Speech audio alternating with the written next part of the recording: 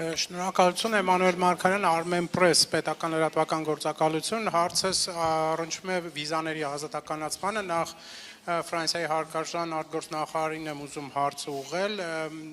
մի կողմից երկրները եվրոպական իրենց միգրացիոն քաղաքականությունն են խստացնում, բայց մյուս կողմից էլ տեսնում ենք, որ ակտիվ այդ բանակցությունները Հայաստանի հետ վարվում են վիզաների ազատականացման հետ կապված։ Ինչ եք ակնկալում պարոն նախարար այս գործընթացից, ինչ դա կտա Եվրոպային նաև, ինչ կտա Հայաստանին պարզ է, որովհետև մենք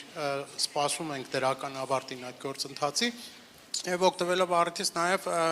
պարոն Միրզոյան մի քանի խոսքով ասեիք, թե ինչ փուլում են բանակցությունները այժմ վիզաների ազատականացման հետ կապված։ Շնորհակալություն։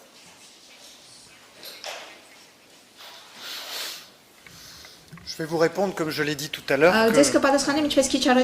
l'Union européenne, à travers cette discussion qui s'engage sur la libéralisation des visas de séjour, կարճաժամկետ այցելի վիզաների ազատականացման միջոցով եւ Խաղաղության եվրոպական գործիքի միջոցով աջակցում է Հայաստանին եւ այս